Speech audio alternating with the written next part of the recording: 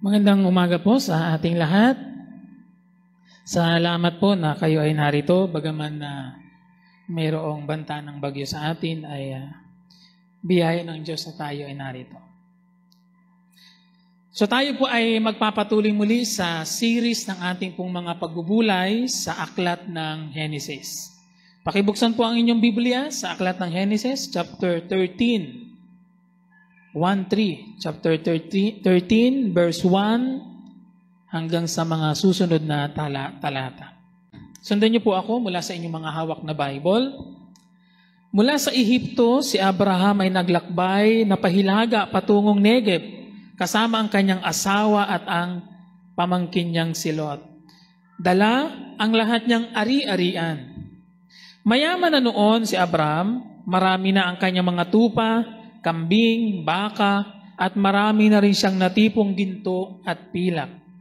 Mula sa Negev, unti-unti siyang naglakbay pabalik sa dati niyang pinagkampuhan sa pagitan ng Betel at Hai. Pumunta siya sa dating pinagtayuan niya ng dambana at do'y sumamba kay Yahweh.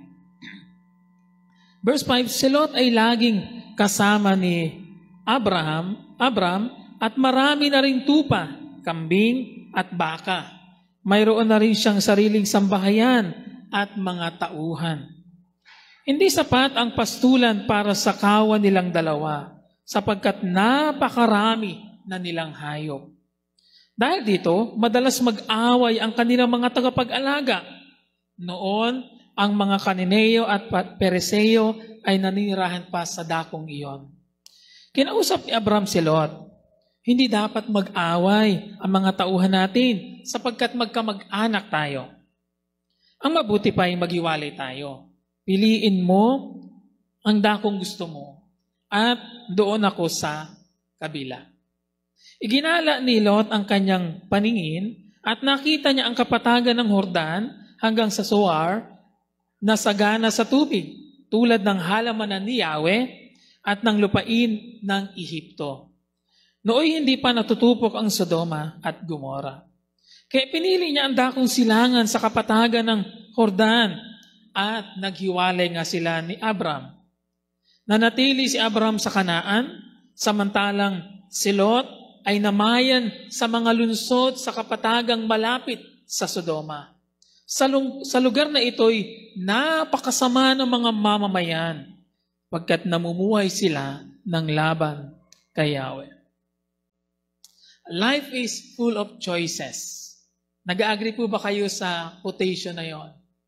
Na ang buhay daw ay punong-puno ng mga pagpapasya.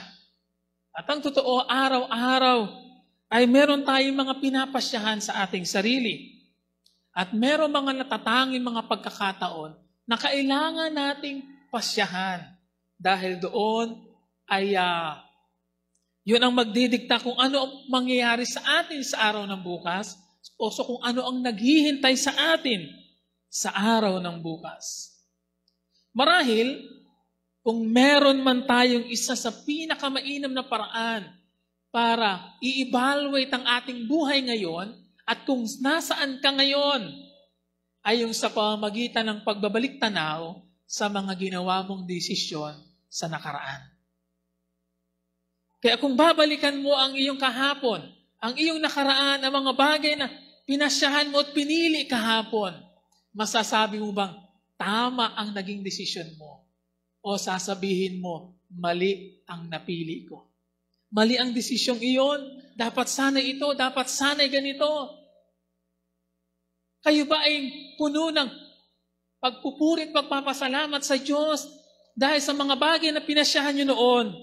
O kayo'y puno ng panghihinayang at pagsisisi ngayon dahil sa mga bagay na pinasyahan nyo noon? Hindi po ba? Nakita po ba natin na ang mga bagay na ating pinapasyahan ngayon ay merong malaking contribution sa kung ano ang magiging kalagayan natin sa hinaharap sa araw ng bukas. Kung kaya naman, mainam na tayo maging napakaingat sa mga bagay na ating papasyahan, lalo tigit kung ito'y merong kaugnayan sa ating kapalaran. Bagaman most of our decisions ay palaging may kaugnayan sa kung ano ang magiging buhay natin at kapalaran sa hinaharap. Ang ating mga pasya, sa madaling sabi, ay nagtatakda ng ating kinabukasan. Ang ating mga pasya ay nagtatakda ng ating kinabukasan. Merong ilang mga desisyong hindi na mababawi o mababago pa. Tatanggapin mo na lamang at babatahin. At minsan ang isa sa pangunahing dahilan ng mga panghihinayang at pagsisisi sa buhay ay dahil sa mga maling desisyon na ating ginawa. Kaya mahalaga para sa atin, lalo tigit sa atin ng mga Kristiyano, ngayon na pag-isipang mabuti bago mahuli ang lahat at mauwi sa pagsisisi. Ngayon sa ating binasang talata, merong dalawang pangunahing tauhan, si Abraham at si Lot, magtiyo, na nasa isang sitwasyon na kailangan nilang gumawa ng pagpapasya para isaayos ang kasalukuyang problema na meron sila. Ano ang nag-arise na problema? Kasi itong si Abraham ay mayaman na nung umalis doon sa pinanggalingan niyang lugar, at noong naglalakbay siya ay hindi naman tumigil ang kanyang pagyaman, ang sabi sa ating binasang talata. Dumami ang kanyang mga alagang hayop. Pero at the same din ang nangyari sa kanyang pamangkin. Si Lot ay naging mahusay din sa pagpapastol at nagkaroon na din ng mga tauhan. Sa madaling sabi, siya ay umangat din sa buhay kalagayan niya. Ngayon, ang naging problema, naging napakasikip na ng lugar ng pastulan para sa kanilang mga hayop. Kasi pareho ng marami, hindi na sapat ang lugar na yun para sa lahat. And worse, ay naging dahilan ito para maging madalas ang pagtatalo ng kanilang mga pastol. Ang solusyon na naisip ni Abraham ay himukin ang kanyang pamangkin na si Lot na maghiwalay na lamang sila. At iminungkahi niya na si Lot ang mauna na pumili ng lugar na kanyang gusto, na tirhan at pastulan ng kanyang mga hayop. Ngayong umaga, bagaman parehong naharap sa mahalagang desisyon ang dalawang karakter na ito, ngunit tututukan lang ng ating kamera si Lot pagdating sa kanyang piniling pasya ng oras na iyon. Ngayong umaga, pagbubulayan natin bilang isang Kristiyano, paano ba dapat tayo pumili at gumawa ng isang mabuting desisyon? Una, mahalaga na piliin munang sangguniin ng Diyos. And open and close parentheses, pwede nating ilagay, ano ba ang sinasabi ng Diyos?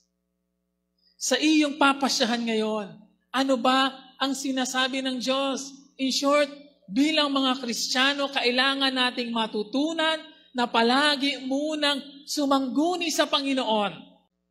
Ibinigay ni Abraham kay Lot ang pagkakataon na yon na makapili para sa isang normal na kalagayan, parang maituturing na pagpaparaya iyon.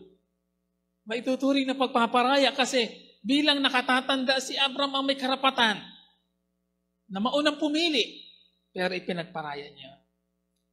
Pero paano ginamit ni Lot ang opportunity na yon sa kanyang pagpili at pagpapasya? Tingnan niyo ang sinabi ng talata natin na binasa. At iginala ni Lot ang kanyang paningin.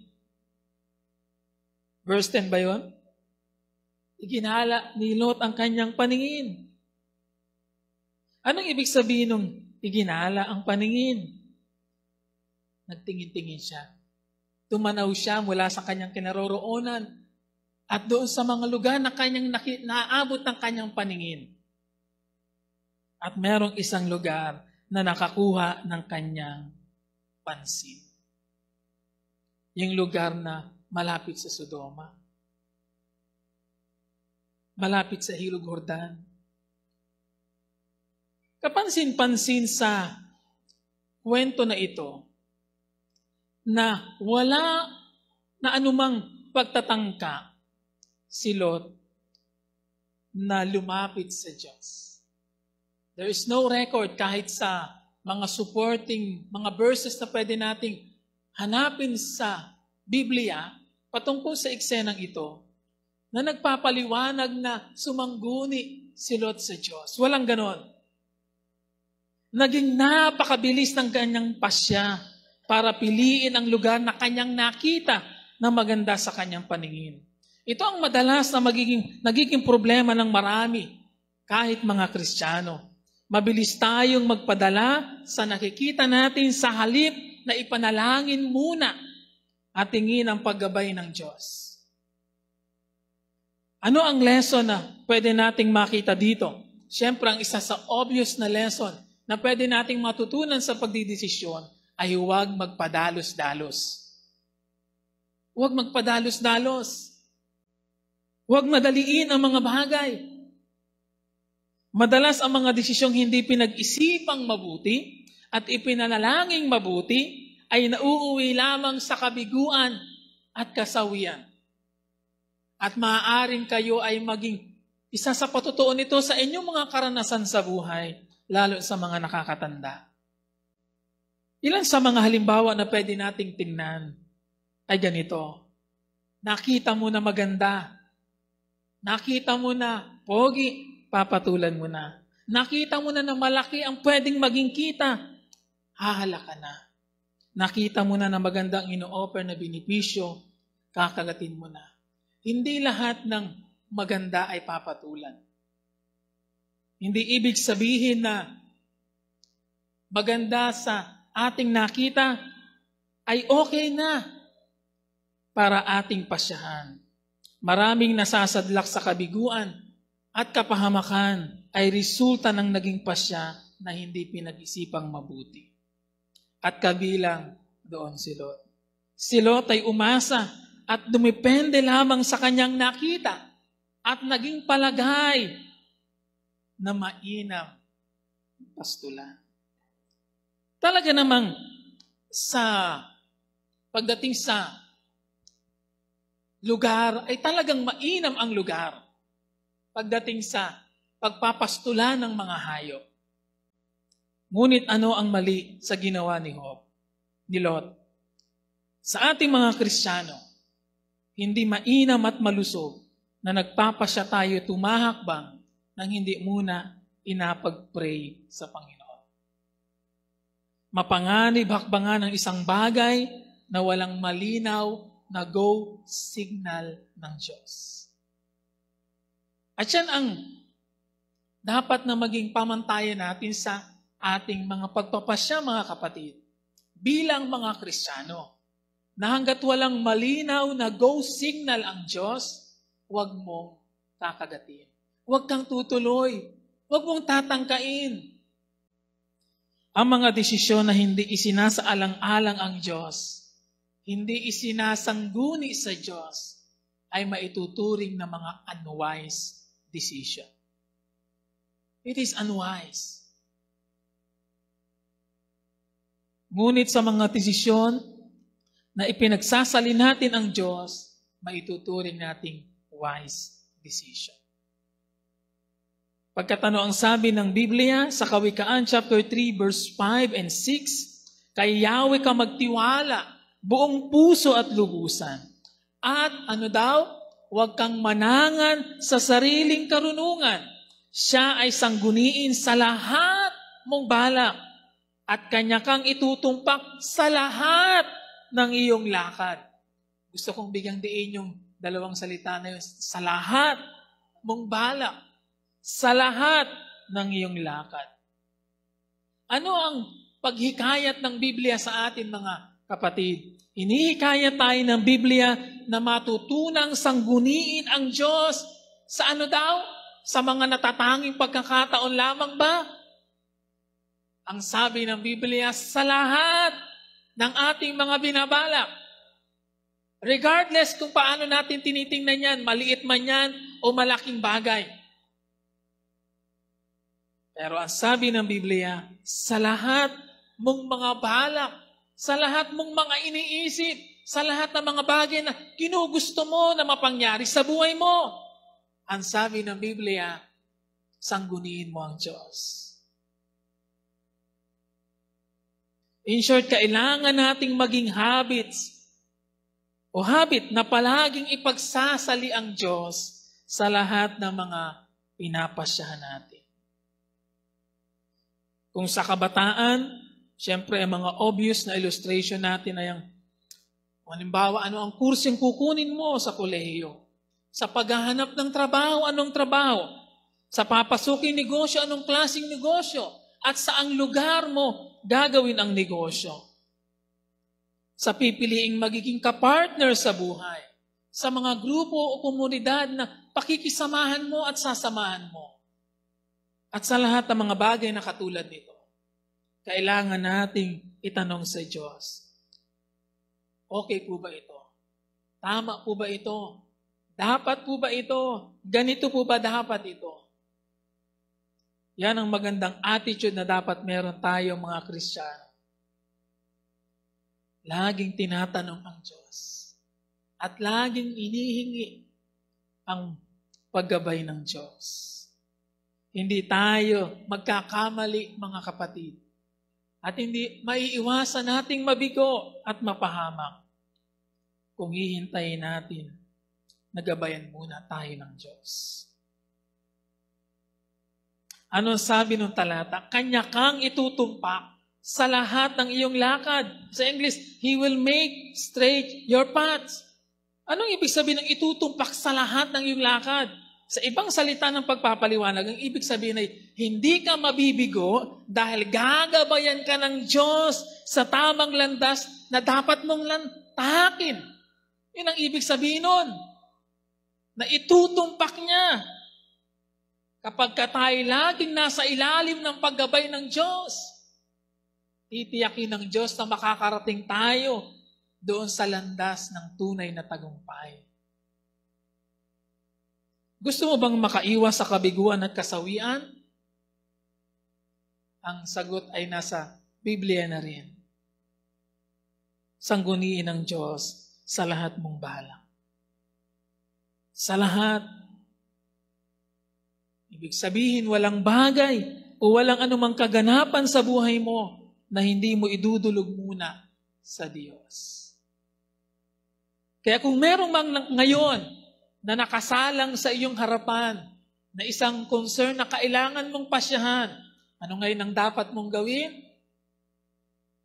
Bumalik ka sa Diyos at magtanong. Hingi ng kanyang gabay. Pray first bago humakbang. Pwede nating tingnan ng isa sa halimbawa sa Biblia katulad ni Moises. Ang sabi niya sa Exodus chapter 33 verse 13, ipakita mo sa akin ang iyong daan upang makilala kita at makamtan ko ang iyong lingap. Sa NIV, if you are pleased with me, teach me your ways so I may know you and continue to find favor with you. Kapag palagi pala nating sinasangguni ang Diyos, mga kapatid, tinutulungan tayo ng Diyos na makapili ng tama at makagawa ng tamang desisyon. Iniiwas tayo nito sa mga kasawiang maaaring idulot ng mga maling desisyon. Mga desisyon na mag-aakay sa atin sa isang kalagayang tunay na tayo ay masisiyahan at masasatisfy. Kaya sa bawat sitwasyon at pagkakataon ng ating buhay, kailangan nating maging maingat sa ating mga pipiliin. Yan man ay may kaugnayan sa mga bagay na sosyal, pakikipag-ugnayan sa tao, mga taong pakikisamahan, o mga bagay na may kaugnayan sa resources natin sa buhay. Maging maingat. And the best way na ingatan ang ating sarili ay manalangin muna. Manalangin muna. Hindi ibig sabihin na meron ka na ay tutuloy ka na agad. Palagi nating balikan ng Diyos. Kawikaan 28 verse 16 ay nagsasabi rin ng ganito, Ang nagtitiwala sa sariling kakayahan ay isang mangmang. Ngunit ang sumusunod sa magandang payo ay malayo sa kapahamakan. Kaya saan dadalhin tayo ng ating pagpipilit na gawin ang ating mga sariling iniisip na pasya at gusto? Sa definition ng Biblia, ina-describe iyon na isang mangmang. Iyong umaasa at nagtitiwala ka lamang sa iyong sariling kakayahan.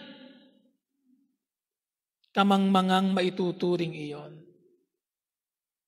Kaya, ang pagsangguni pala sa Diyos palagi, mga kapatid, sa lahat ng ating mga balak, ay kapahayagan din ng ating pananalig sa Diyos. Ulitin ko. Sa ating palaging pagsangguni muna sa Diyos, inihahayag din ito ang ating pananalig at pagtitiwala sa Kanya. Kaya sa tuwing iwasan natin ang Diyos sa mga bagay na inahakbangan natin sa buhay, isang bagay ang pakita noon, wala ka ng pagtitiwala at pananalig sa Diyos. Kanino ka umaasa? Kanino ka higit na nagtitiwala? Sa sarili mo? Sa sinabi ng tao? O sa maibibigay ng mundo?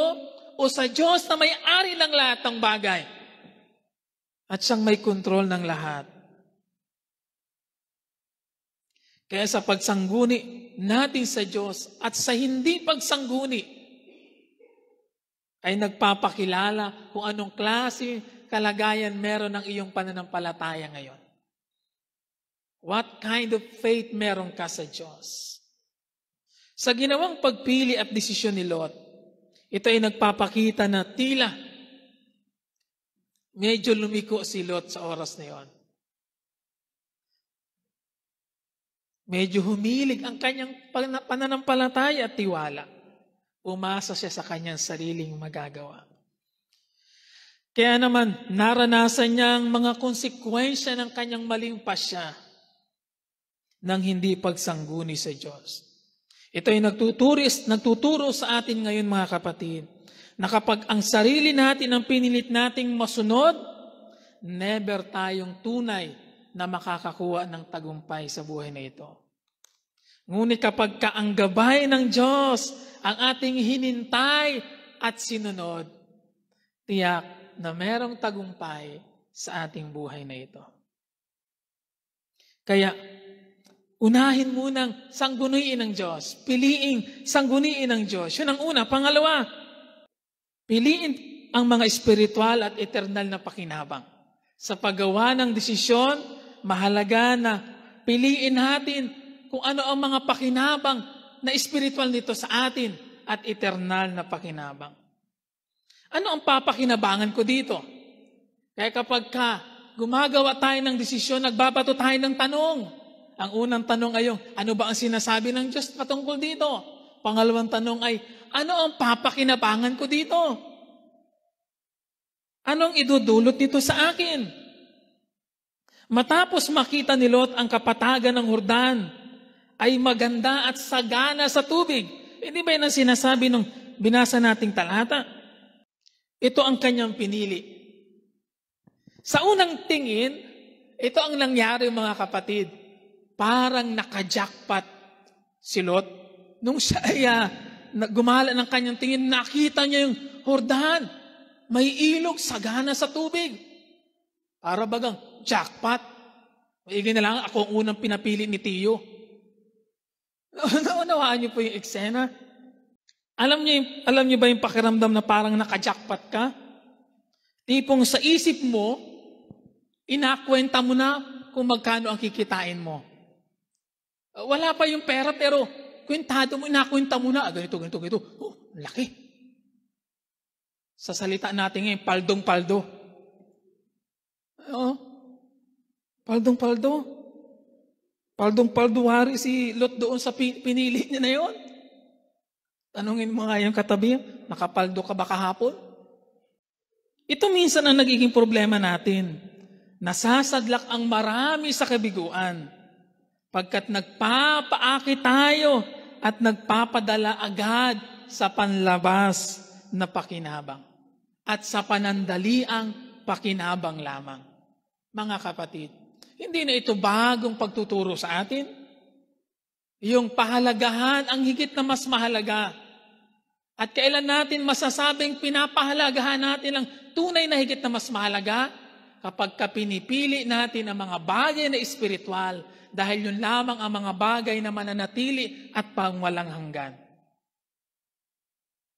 Sinabi sa talata na binasa natin, na si Lot ay nanirahan sa lungsod sa kapatagang malapit daw sa Sodoma.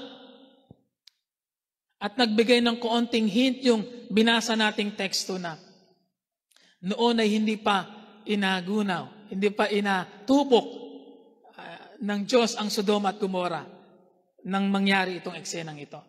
Yun ay para lamang ibigay sa atin ng author yung katotohanan na paldungani ang kikitain ay mauubos din naman banda roon. Masusunog din. Sa madaling sabi, hindi naman linghit kay Lot ang totoong sitwasyon sa lugar na kanyang pinili. Dahil ito'y isang bayan na hindi kumikilala sa Diyos at nagpa-practice ng klase ng pamumuhay na laban sa kalooban ng Diyos. Hindi lingit kay Lot yun. Pero hindi na pinansin yun ni Lot. Ang higit na inatensyonan ni Lot ay yung ano ang magandang makukuha niya. Ano ang kanyang papakinabangan? Masyadong nasilaw agad si Lot doon sa mga material na yon, doon sa kabuhayang iyon, doon sa ikalalago ng kanyang kabuhayan doon, sacrificing yung higit na mas mahalaga. Bakit nagawa pa rin piliin ni Lot na manirahan sa lugar na ito kung ngayong alam naman niya na masama ang mga taong naninirahan doon? Ito'y totoo sa marami ng mga tao, mapakristyano man o hindi. At natutokso tayong nariyan ang oportunidad, ayaw nating mapalampas, sayang naman. Alam niyo yung wikang, sayang naman. Alam niyo po yun? Sayang naman, minsan lang naman. Alam niyo po ang mga discarding ganyan na sayang naman, minsan lang naman ang magsasadlak sa atin sa pangmatagalang paghihirap. Sabi ko kanina, nahahayag sa ating mga pinapasyahan kung ano ang ating lagay ng ating pananampalataya. Sasabihin ko din ngayon na nahahayag sa ating mga pinipili at pinapasyahan kung ano ang ating mga tunay na pinapahalagahan. Kung ang Diyos ba o ang mga bagay na material sa buhay mo. Naging higit na mas mahalaga kay Lot ang papakinabangan niya sa lugar na yon, ang yaman, ang pag-unlad ng kabuhayan, ang pag-angat sa buhay. Hindi naman masama na maghangad at umasenso sa buhay o yumaman sa buhay. Hindi masama iyon. Kailan nagiging mali? Kapag sa mga bagay na ito na ating hinahangad ay naitali na ang ating puso at inilayo na tayo nito sa tunay na pagsamba sa Diyos. Nasaan na ang puso mo? Kanino ka na sumasamba ngayon? Ang Diyos ba ang tunay na nasasamba mo? O ang mga bagay na ini-enjoy mo ngayon? Tandaan natin mga kapatid, hindi lahat ng ating hinahangad sa buhay ay makakabuti sa atin kahit waring maganda iyon. Minsan ay sapat nang makontento tayo sa kung anong meron ka ngayon. Dahil paglaki ng pagiging pag-aari mo, paglaki din ng magiging pananagutan at aasahan sa iyo. Nilinaw ng Biblia na si Lot ay isang taong matuwid. Sa 2 Pedro chapter 2 verse 7, sinabi doon na si Lot ay isang taong matuwid. Kahit pa lang isang taong matuwid ay maaari ring matukso at magkamali sa mga pinipili. Kahit ang isang taong matuwid ay pwede ring minsang masilaw sa mga bagay na inaalok ng mundo kapag hindi tayo nanatiling firm sa mga bagay na ating pinapahalagahan. Paano ba dapat nating ingatan ang ating sarili na huwag maakit, huwag madaya, huwag matangay? Ang isang paraan ay unahin nating hanapin ang mga espiritual at eternal na pakinabang. Madalas ay mapandaya ang mga temporal na pakinabang, kaya madaling mapili. Ngunit sa huli ay mapanira at mapangwasak. Sa ating mga Kristiyano, ang tamang pagpapahalaga ito. Una nating inahanap ano ang ipapakinabang nito sa akin spiritually. Meron ba itong itutulong sa akin para ako'y lumago? Meron ba itong maiko-contribute sa akin para higit kong makilala ang Diyos o para higit kong mapalawig ang paghahari ng Diyos sa pamagitan ko at ng bagay na ito? Kung hindi, malamang-lamang ikay nasa maling pagpapasya. Ang paalala at warning ng Biblia sa atin na ito, sa Marcos chapter 8 verse 36, sapagkat ano ang mapapakinabang ng isang tao kung makamtan man niya ang buong sanlibutan, ngunit mapapahamak naman ang kanyang kaluluwa. Ano nga ba ang kabuluhan? Makamtan man natin ang lahat ng bagay sa mundong ito kung mapapahamak naman ang ating kaluluwa. Ang lahat ng bagay at kayamanan sa mundo'y mawawala. Pero ang kaluluwa mo, yan ay eternal. Hindi yan mamamatay. Forever yan. It's either forever na yung magdurusa sa impyerno o mai-enjoy sa piling ng Diyos.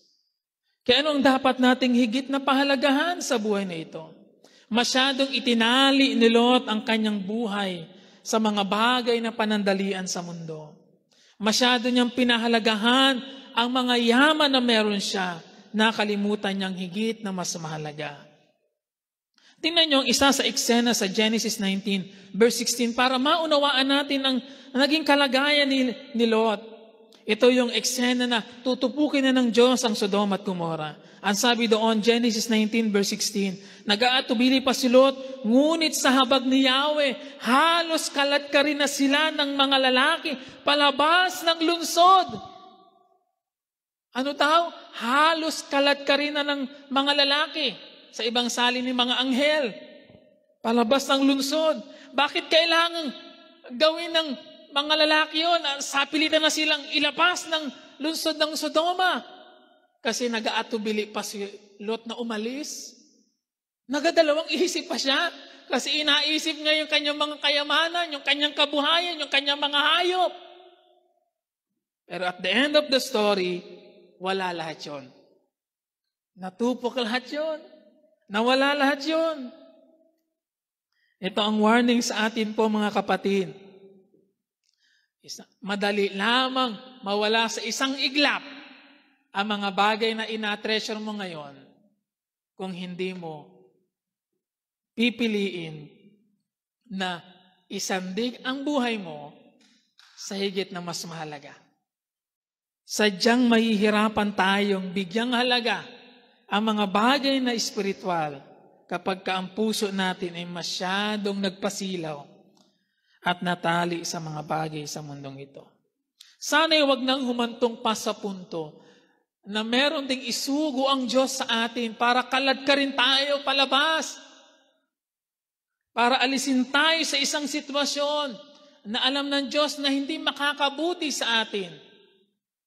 Sa halip ay magpapahamak sa atin. Sabi ng Biblia, sapagkat kung saan naroon ang iyong kayamanan, naroon din ang iyong puso. Kaya kung ano ang laman ng iyong puso, yun ang pinapahalagahan mo. Ang laman ba ng ating puso ay si Jesus? Ang laman ba ng ating puso ay ang pagsamba sa Diyos? Ang laman ba ng ating puso ay yung bigyang kasiyahan ng Diyos? Ano ang laman ng iyong puso?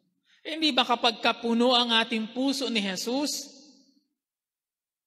hindi tayo maghahangad ng maraming bagay sa mundong ito. Sabi nga ng isang awit, Jesus is enough. He is enough. Sapat na si Jesus sa buhay natin. At higit pa nga. Kaya kamangmangang maituturing na manangan tayo sa mga bagay na pansamantala lamang. Ang isang matalinong Kristiyano ay higit na nagpapahalaga sa mga bagay na meron pang walang hanggang pakinabang. Yan ang sinasabi ng Mateo 6:33. Seek ye first the kingdom of God, and all those things shall be added unto you. Unahin mo ang paghahari ng Diyos at ang lahat ng ito ay idadagdag ng Diyos sa iyo. Ang salita ng Diyos ay maaasahan natin, mga kapatid. Hindi tayo mabibigo, hindi tayo magkukulang, hindi tayo mawawalan kapag natutunan natin na unahin muna ang Panginoon. At pangatlo, ay yung piliin ang magkaroon ng mapayapang kalooban. Pagdating sa paggawa ng desisyon, mahalaga na mapili natin ay yung, ano ba ang magiging kalagayan ko kapag pinili ko ito? Ano ba ang magiging sitwasyon ko nito o sa ibang paraan ng pagtatanong, saan ka dadalhin ng iyong pasya ngayon? Saan dinala si Lot ng kanyang pasya? Sa umpisa talagang yumaman siya. Dumoble o nagtriple marahil ang kanyang yaman. Pero ano ang naging dulo ng kanyang pasya? Hindi lamang nawala ang lahat ng kanyang yaman, namatay pa ang kanyang asawa. Muntik pang maubos silang lahat. Ano ang pinagdalhan ni Lot ng pasya sa kanyang sambahayan? Mga kapatid, sa ating mga pagpapasya, mahalagang isinasaalang-alang din natin ang mga taong nasa paligid natin. Especially if you are a father or a mother ng iyong sambahayan. Dahil anumang mga pasyang gagawin natin ay hindi lamang tungkol sa ating sarili. Maraming pagkakataon, ito'y tungkol din sa mga taong nasa paligid natin. Saan dinala ni Lot ang kanyang sambahayan? Waring magandang buhay, pero ang totoo'y kapahamakan. Doon sa Genesis 19 verse 1, ang sabi doon, nang gabing dumating sa Sodoma ang dalawang anghel, nakaupo si Lot sa may pintuan ng lungsod. Mahalaga yung praise na yon, na nakaupo si Lot sa may pintuan ng lungsod, kasi nag-describe yun ng isang kalagayan. Kapag ka po nakaupo sa may pintuan ng lungsod ng isang tao, yun ay nangangahulugan na siya ay isa sa mga pinuno ng bayan na yon. Sa madaling sabi ngayon, dahil si Lot ay nakaupo sa may pintuan ng lungsod, pwede nating ipagpalagay na si Lot ay hindi lamang basta naging nakipamaya na sa lugar na yon, nagkaroon siya ng posisyon sa bayang iyon, sa lugar na iyon. Pansin niyo po, mga kapatid, ang naging proseso ng pagbagsak ni Lot at ng kapahamakang kanyang dinanas. Nag-umpisa lamang sa pagtanaw and then lumapit. Di ba, sabi, tinanaw niya and then dumako siya, lumapit. Kapag ka sa umpisa pa lamang ay nakita mo nang hindi makakabuti sa iyo, huwag ka nang tumuloy. Kung mali, kung makakasama sa iyo, huwag mag-atubiling magpasya na iwasan iyon at manalangin na lang ng iba. Ikalawang Pedro chapter 2 verse 7 ay nagsasabi ng ganito, ngunit iniligtas ng Diyos si Lot, isang taong matuwid na lubhang namimighati dahil sa kahalayang ginagawa ng masasama noong panahon niya. Verse 8, naghihirap ang kalooban ng matuwid na taong ito sa kasamaang nasasaksihan niya araw-araw habang siya'y nakatira doon. Tanong, nag-enjoy ba at nai-enjoy ba ni Lot ang kanyang pananatili doon sa Sodoma? Hindi. Dahil araw-araw, ano ang sabi nung talata? Binabagabag siya ng kanyang kalooban.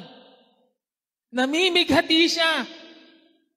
Dahil araw-araw nasasaksihan niya ang kasamaan ng mga taong nasa paligid niya.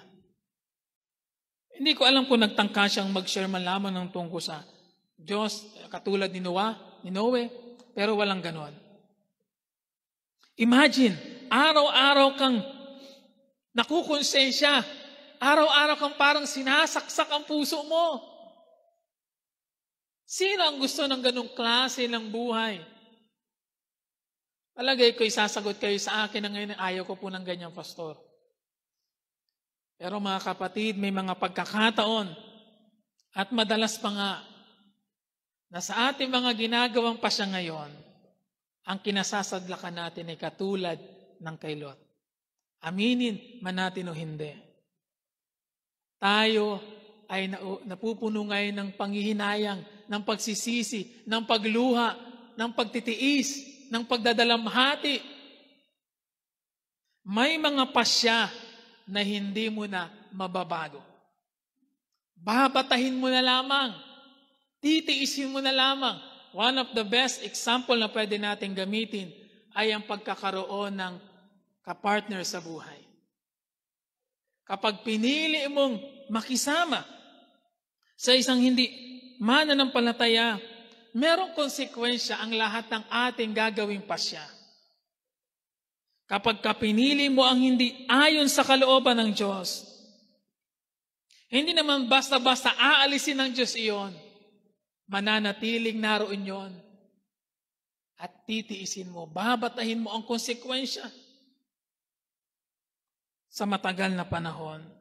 Hindi maituturing natin ngayon, mga kapatid, na ang ginawa ng Diyos sa Sodoma at Gomora na pagtupok ay parang biyaya ng Diyos para kay Lot. Bagaman, ang sabi ng Biblia, ito'y ginawa ng Diyos dahil sa matinding kasamaan sa lugar na yon. Pero sa puntong ito, pwede nating tingnan sa isang bahagi na ito'y biyayang ginawa ng Diyos para kay Lot at sa kanyang sambahayan, liban sa kanyang asawa. Natuluyang napahamak at namatay. Kung hindi tinupok ng Diyos ang Sodoma at Gomora at pinersa silang paalisin doon, saan pupulutin si Lot? Saan siya dadalhin? Saan ang kanyang kalalagyan? Kaya may mga pasya na kapag tinuloy mo pa rin ngayon, babatahin mo ang matinding konsekwensya niyan sa hinaharap. At wala kang magagawa, malibang merong gawing intervention ng Diyos sa buhay mo. Malibang mahabag ang Diyos para baguhin ang kalagayan mo. Kaya walang tunay na kasiyahan ng labas sa kalooban ng Diyos. Mga kapatid, sana'y maging malinaw sa atin niyon. Walang tunay na kasiyahan at kapayapaan ng hiwalay sa kalooban ng Diyos. Sa aking pagtatapos, araw-araw, sabi ko kanina sa ating introduction, ay meron tayong mga ginagawang pasya sa buhay. Maliit man o malaking mga pagpapasya ito. At sa lahat ng ito, o marami dito, ay nagdidikta ng kung ano ang magiging future natin. Katulad ng nangyari kay Lot, idinidescribe nito ngayon kung anong pwedeng o posibleng naghihintay sa ating sa hinaharap sa ating gagawing pasya ngayon sa kasalukuyan. Kaya ang ating mga choice and decision ay isang matter today and tomorrow. Isang bagay na nagamatter ngayon at lalong nagamatter sa araw ng bukas at tinaharap. Hindi na natin pwedeng i-undo ang mga bagay na nagawa na natin na pasyahan. Pero pwede tayong magpasya ng bago ngayon nang naka-align sa kalooban ng Diyos. Kung marami man tayong naging maling pasya sa nakaraan, ihingi natin ng tawad sa Diyos at pagsisihan. But today, Meron tayong pagkakataon na makapagpasya ng tama. Makapili ng tama. At hindi naman kulang ang salita ng Diyos para maging gabay at batayan natin sa ating gagawing mga pasya sa buhay. Patungkol man saan yan. Kaya starting today mga kapatid, sikapin natin na magpasya, hindi ayon sa ating nakikita, kundi ayon sa pananalig sa Diyos. Magpasya tayo nang hindi ayon sa mga bagay na nakakaakit sa ating paningin, kundi sa mga bagay na merong pang walang hanggang pakinabang. At magpasya tayo na ang ating laging isinasaalang-alang ay ano ang paglalagyan dito sa atin. Saan ako dadalhin ito? Saan ito dadalhin ng mga tao sa buhay ko? Ano ang magiging sitwasyon nito pagkatapos kong gawin? Kaya ngayong umaga mga kapatid, hindi ko alam kung ano ang mga naging kabiguan nyo sa nakaraan. Hindi ko alam kung ano ang mga bagay na maaaring pinagsisisihan nyo ngayon, pinangihinayangan nyo ngayon, at pinagtitiisan nyo na ngayon, bunga ng inyong mga naging palaspasya noon. Pero ang sabi ng Biblia sa atin, sa Jeremiah 29 verse 11, a very promising word. For I know the plans I have for you, declares the Lord. Plans to prosper you and not to harm you. It is the plans to give you hope and a future. Kaya saan natin kukunin ang katiyakan ng buhay? Saan natin kukunin ang kapanatagan ng buhay? Saan natin isasandig ang katiyakan ng ating kapalaran? Sa Diyos at sa Kanyang salita. Doon lamang mga kapatid. Maraming iaalok ang mundo sa iyo. Maraming i-offer na maganda ang mundo sa atin. At maraming mga bagay na maaaring makapagbigay ng enjoyment sa atin sa kasalukuyan. But the question is, how about tomorrow? How about your future? How about the next generation? Kaya ngayong umaga sana isaalang-alang natin na sa ating mga gagawing pasya, ang nakasalalay ang iyong pananampalataya, ang iyong kinabukasan, at ang mga taong nasa iyong buhay.